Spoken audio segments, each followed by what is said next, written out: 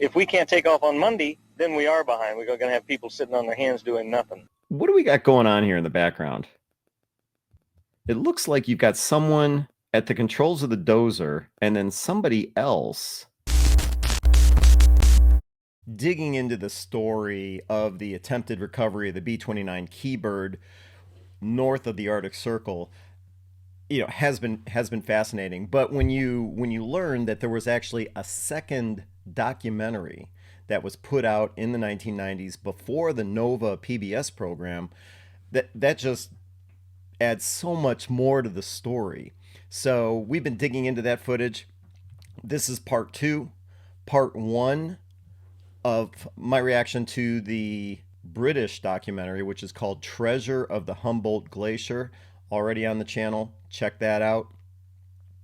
This is part 2. So whereas part 1, pretty shocking when you look at some of the footage that we've never seen before. Part 2, I fully expected to be filled with additional footage that was edited out, did not make it into the NOVA PBS documentary, B-29 Frozen in Time. So I'm really excited to check that out. Let's keep going. Wish I'd have been in the left seat. That's what I was thinking the whole time. This is all the stuff they left behind from the 1993 trip. So they just land, and Rick just checks the drums first off. So I always wondered about that. It's like, what is this stuff that's already up there? Well, he did a good job. Oh, boy. That's the rudder that was already removed. Bob's checking that out. The Kee Bird gleams like new in the chill Arctic sun. Built in 1945, it never saw combat and had hardly been flown when it belly flopped onto the frozen lake. The inside is just as the crew left it. Creepy. Super. I honestly didn't think we was going to get out of it. I had made up my mind on the way down that this is no dream. This is reality. Face it and accept it. Now, at the time that the documentary was released, at least in the U.S., Russell Jordan had passed away. Obviously, he's very much alive here in the interview, but he was not alive, I believe, when the Kee Bird was destroyed. So, yeah, between now and the ending, he had passed away. Once we're out, the plane was not on fire. That was the main concern. Arnett made a hell of a good landing, and the airplane was intact. Once one of thousands, today the Kee Bird is a unique survivor. This is the only airplane that I'll know of that's been up over the North Pole with a crash landing, a control crash landing, that if they can bring it back, it's got to be something unique. It's got to have a value to it, one of a kind. Okay, that's a comment that was not included in the PBS documentary. So here it's in Channel 4, and Russell Jordan talking about how, as far as he knows, it's the only B-29 that had to ditch north of the Arctic Circle. And of course, he was the co-pilot for that. So that's some bragging rights right there, I would imagine. Let's rewind. This is the only airplane that's been up over the North Pole with a control crash landing, that if they can bring it back, it's got to be something unique. It's got to have a value to it, one of a kind. I've got torn feelings. Everybody's excited about getting it out, and they're going to make a lot of money on it, apparently, and everybody's going to look at this airplane. It's great and all that. But somehow it's something like going into an Indian grave as far as I'm concerned. I kind of feel like it belongs up there.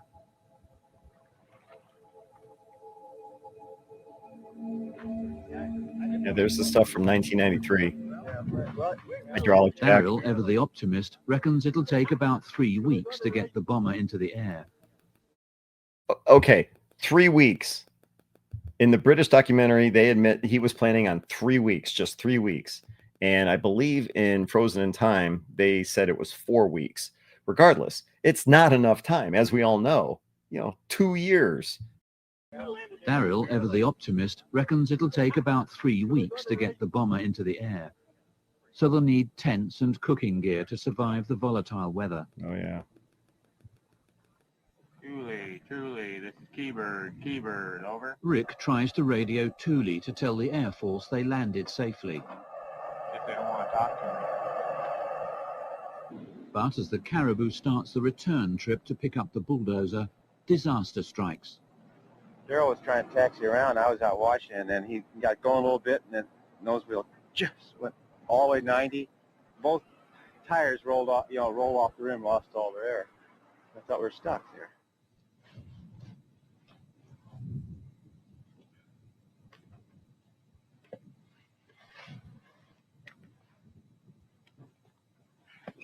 It takes hours to dig out the wheels, and the only way to inflate the tires is with highly inflammable propane gas from the camp stove.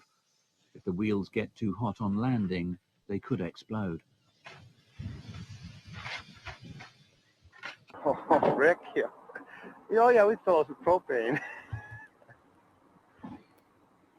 Ingenuity. Yeah. Haven't seen that He footage said, don't before. roll them too fast or they might blow. The Caribou heads off for Thule to pick up the bulldozer.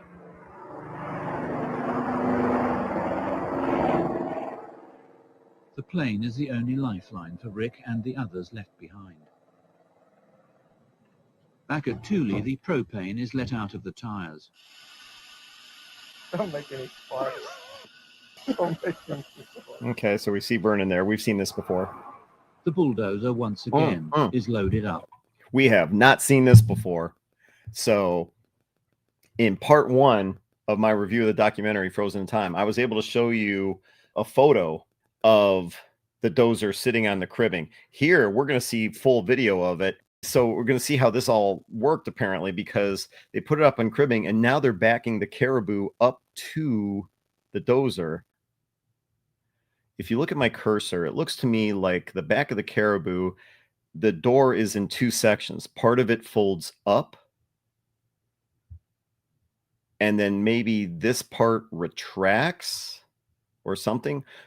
Regardless, I know the weight of the bulldozer is way too heavy for the cargo door. It would crush it. So let's see what they do here. We've never seen this before. On this side. They don't show it. Damn it. The dangerously overburdened Caribou lumbers off on the flight Roger has been dreading.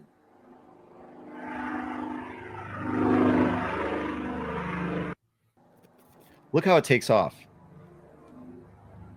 It has absolutely no problem. Overburdened Caribou lumbers off on the flight Roger has been dreading. Dangerously overburdened. Doesn't look like it to me. I mean, it's taken off just fine. So the Caribou can clearly handle the weight of the dozer.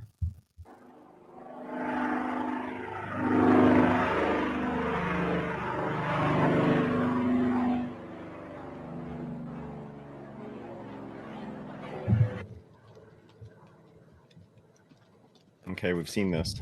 Back at the B-29, Rick lights a fire to show wind direction and mark the safety limit of the runway. As the Caribou comes in, palms moisten and hearts beat faster. Can Roger bring it down in one piece?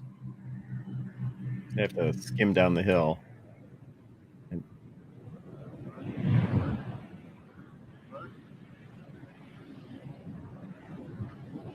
Oh, yeah.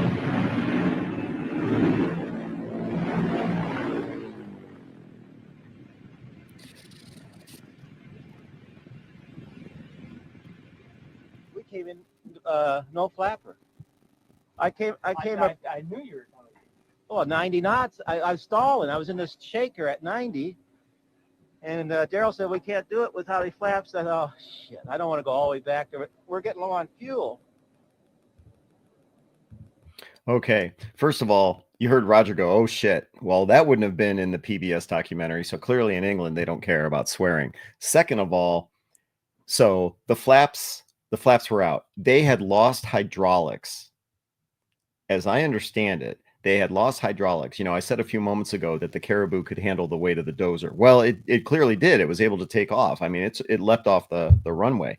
However, as I understand it, the wings of the Caribou flexed so much under the weight, or due to the weight of the dozer, the wings flexed, and it blew out because of the flex. It blew out or pulled out the seals, the hydraulic seals that fed the flaps on each wing. So the seals were yanked out because the wings were flexing so much. That's why they couldn't deploy the flaps. So we managed to get that thing inside the plane, but with the bulldozer in there, it overgrossed the plane by 6,000 pounds. And it was incredible. The plane still just leaped off the ground when it took off. It was just absolutely amazing. Of course, with all the wind that's blowing and the temperature and everything, it was really good conditions for that, for carrying a heavy load. But it also stressed the spar in the wing enough that when Roger put the flaps out, it blew the seals in the hydraulic system because the cylinders were misaligned. So it blew all the seals out. So they got the plane back, and I was still at Thule because I was helping load. And so we came in, and Darryl said, well, we had a little bit of a problem. You and Tommy need to pull the flap actuators out and put new seals in them because they're leaking. And then I went into the back of the plane, and everything was coated in hydraulic fluid throughout the entire back of the airplane when it just blew out everything. So I went through this big pile of stuff and managed to find enough seals and O-rings in there that would fit or were close to fitting without any regard for whether or not what they were made out of. And we put them all back together, having never done this before, with no manuals, no nothing. The wing flaps had failed, and Roger almost lost control as the Caribou ploughed into the soft earth. Another inch deeper, and the propellers would have smashed into the ground, That's crazy. ending the expedition before it had begun. Crazy. But Darryl had beaten the odds and can't resist taking the bulldozer for a spin round the camp. Haven't seen this before. Haven't seen this before. I don't know where he's going. There's no blade on it, so he's obviously just taking it for a test drive, but there's no blade. He can't work on a runway. Darryl and his new toy. Out tearing up our new runway. Yeah, look at it. He's tearing up the front out there. Yeah, this is all footage I've never seen before. Never seen this.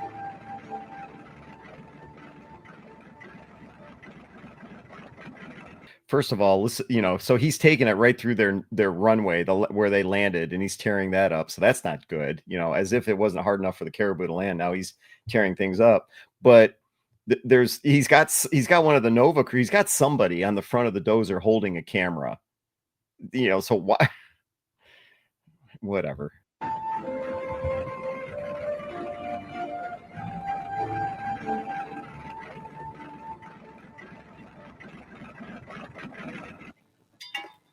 The project is now 2 weeks old, and the real work is only just beginning. Step one is to pull the B-29 out of the water. Oh, are they going to talk about this? Okay, I did know, and they might be alluding to this, but you see how the dozer's spinning its tracks. I did know that it was not strong enough to pull the Kee Bird out of the lake, and they had to come up with an ingenious solution.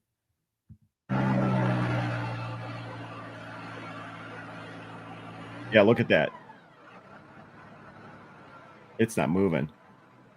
They did not show this in the PBS documentary.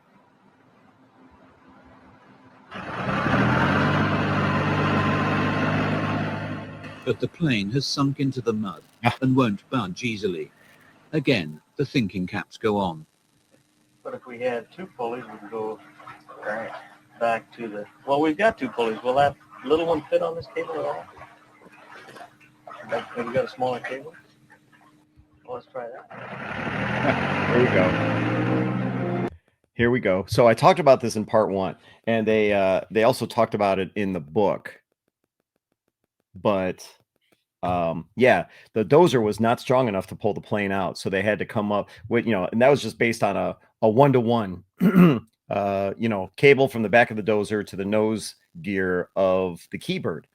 Mechanical advantage, or actually no mechanical advantage, just one. So now they bury the cable, and they're probably going to talk about it, but they bury the cable here in the dirt, run it through a pulley. Those are the pulleys that Darryl was talking about. Run it through the pulley and then the back of the dozer. Now they got a mechanical advantage of 2. So watch what happens. A makeshift pulley system does the trick.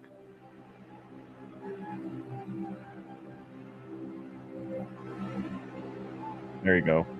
There you go. So that's something we haven't seen before. How they solved that problem.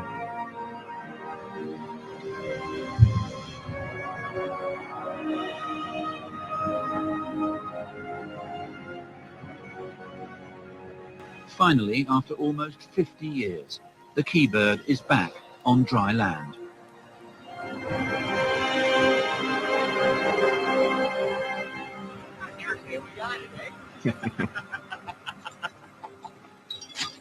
It's a shame what happens to this guy. End of part 1. Oh, okay. So it looks like they must have had 2 episodes. Well, I don't know. Part 2. So end of part 1, and this is part 2. And you can see here, we are 21 minutes into a 50-minute documentary. Okay. So I was suspicious of this, and I think this is what's going to happen. At the end of the quote-unquote first season, which is actually the second season because they did go up ahead of time in 1993. So in 1994, we know they replace all the engines, they hang the props, we know what happens to Rick, and they have to leave. And I have a feeling because this documentary was released April of 1995, and they had yet to go up to complete the job. This probably just covers that one season, this season that they're up there. And so they broke it up into, looks like maybe 2, maybe 3 episodes. So let's see where this one goes.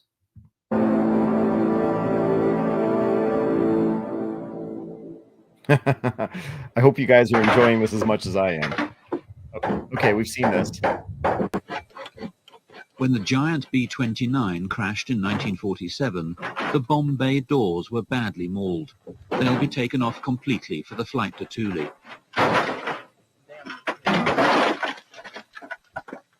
Well, the snow really cushioned it real well.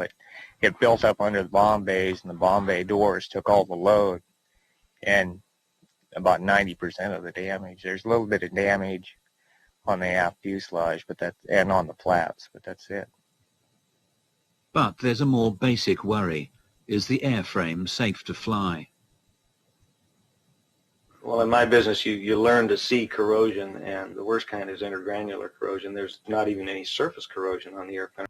That's interesting. That is a comment that did not appear in Frozen in Time. So when you talk about corrosion, and for those of you that fly and that were, an aircraft owner, corrosion, total nightmare, right? And so what he's saying is, for sitting here for 50 years in this environment, he's seeing no corrosion at all. So basically the integrity of the airframe is, well, the airframe's intact. The integrity's there. So there's no worries as to whether or not the airframe has degraded at all to the point where it wouldn't be safe to try and fly it back to Thule. That's interesting. So that's something else new that we haven't seen before. The elements were the engines, but we've got 4 new engines. We ran 2 of them on the test stand. They ran great. We need to get these engines on and tidied up and ready to run, and then hang propellers. The tires, they look good, but they're rayon, and rayon doesn't age well, so we brought up some nylon tires to change them out. The rudder and the elevators are going to be changed out. Coming on over here to the ailerons, the control surfaces were fabric, and they have to be changed. They were paper thin. You could put your... One thing that I failed to mention in part 2 of the review that I did, that I posted on History X, and you can click on that above. So obviously the control surfaces are all covered in fabric. Like he said a few moments ago, they need to be replaced. However, when the Kee Bird went in for its belly landing, went in gear up, landed on its belly, they had the flaps down. So the ailerons, rudder, and elevators, sure, those you just pull them off, recover them with fabric, and you can reinstall them. The flaps, however, were damaged because they were down. The flaps were down when they went into that belly landing. So they're totally destroyed. And they had to go up there with replacements. I wonder if they're going to talk about that here. So that pretty well covers the the major items. There's a lot of work to do inside, like cleaning up the cockpit, and there's some instruments that are missing and damaged, and that's pretty much it.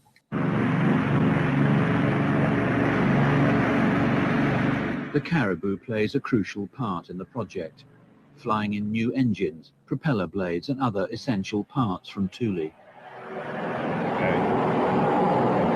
You can see it. I've always marveled at this. You can see how they're literally just flying feet above the surface of the hill. So they get airborne. Let's rewind that. The Caribou plays a crucial part in the project, flying in new engines, propeller blades and other essential parts from But Thule. watch. Now they rotate just as they're creeping up the hill. So now they're just going up this incline, barely just making it out of there. Barely. The propellers were badly buckled by the impact of the crash. The engine bearings were completely shot. This is something we hadn't seen before. I always suspected, so this crane, if you will, this structure that they're using, and I believe Rick had to design this based on drawings from World War II, but so you had this crane, this structure, and it's on big tires. And I wasn't sure. I mean, you're talking about heavy propellers. As I understand it, each blade is like 250, 300 pounds. So that's over half a ton right there. And then, of course, you're moving these engines around. Well, how do they move this thing around? Well, with the bulldozer, it looks like they're clearly connecting it to this crane, and that's how they're moving these things back and forth.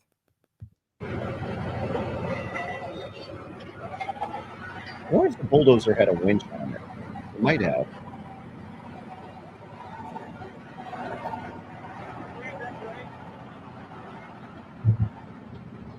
Easy, Don, easy. I lay down, just real easy. The engines themselves are massive 18-cylinder radials, the most powerful ever built. Fitting the huge engines is a tough job even in a well-equipped hangar. Doing it in the middle of the Arctic will be a back-breaking task. Well, how do you want to dismantle this thing? Well, first we got to take the carburetor, take all this stuff off. Then we got to take the injection pumps off, and we got to take the carburetor off. Okay. Then we take the motor mount off. All right. To help pay for the project, the old engines will be overhauled and sold off. Oh, that's interesting. I don't think... was that mentioned in the U.S. version that they planned on overhauling the engines and selling them? I mean, because if you think about it, that would be a lot of money. I know. I mean, radial engines, reconditioned radial engines are a lot of money. Well, he mentioned, I think each of the new ones at the time were $60,000. So the plan was to get those original engines back and overhauled to help defray the cost of this recovery effort. The Caribou can only carry one engine at a time. They have to be fitted into the original casing and lifted up. Rick designed the hoist using old photographs.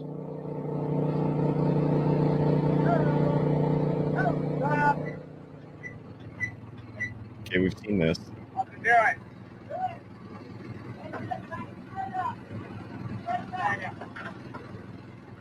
Darryl can't afford thousands of new parts. The old ones have to be cleaned up and put back to work. I was a little disappointed when I saw some of the stuff laying around on the ground that had blown out. Okay, so this is footage I've never seen before. Vern and Rich, right here. I was a little disappointed when I saw some of the stuff laying around on the ground that had blown out of the plane because it was rusty.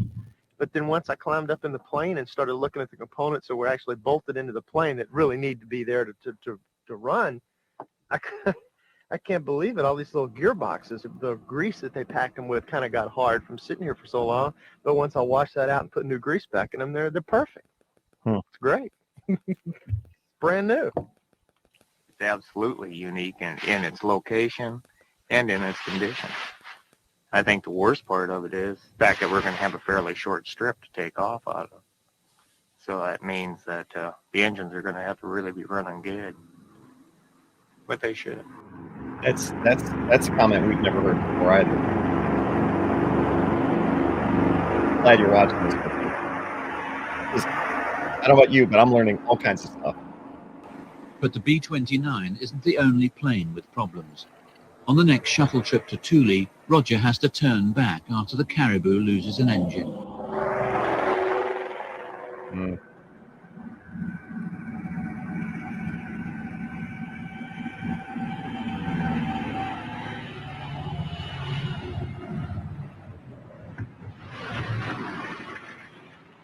It's only a blown fuse, but the trip is a washout. Look how short that runway is. They're already up against the hill. Look at that. We're going Look to at take that. an engine back. Look, they're at the end of their runway right there. Look, because they've got this hill, they've got this mountain right in front of them. So that gives you an idea as to how short that landing zone was. And some accessories, and then load up the grader, and what else are we going to? Oh, the flight controls and some fuel. Start hauling fuel in, and because we need to start on the runway. So it's really disappointing. What can I say? I mean, it's here we got 2 beautiful days of weather coming up, and we got plenty of work to do. But it's just gonna, you know, if we can't take off on Monday, then we are behind. We're gonna have people sitting on their hands doing nothing. Look, what do we got going on here in the background? It looks like you've got someone at the controls of the dozer and then somebody else. I wonder if they were getting camera shots. It looks like there's a cameraman on the front of the bulldozer. Let me know what you guys think. I don't know. For some reason, I key in on this stuff. I'm always looking in the background. It's like, what's going on here? What's going on there? What, you know? And so that caught my eye. If we can't take off on Monday, then we are behind. We're going to have people sitting on their hands doing nothing. You didn't sign on for this kind of stuff, did you, Roger? I was supposed to shuttle back and forth. Well, that's what we're doing basically, but it's really tough. I suspect it was gauges too, but you don't know it. Yeah. Look at that. So there's somebody sitting on the blade. I don't know what that's all about. Why are they doing that? But this is also a conversation that was not in the PBS documentary. Roger was just supposed to be piloting the Caribou. He wasn't supposed to be doing anything else. But as we all know, those of us familiar with the PBS version of this, we see Roger doing all kinds of work on the Kee Bird. Shuttle back and forth. Well, that's what we're doing basically, but it's really tough. I suspect it was gauges too, but you don't know it. Yeah. I guarantee it's a gauge, but You don't know it. yeah. Now the weather is causing delays. Low clouds have grounded the Caribou, and ominously, snow is beginning to settle on surrounding hills.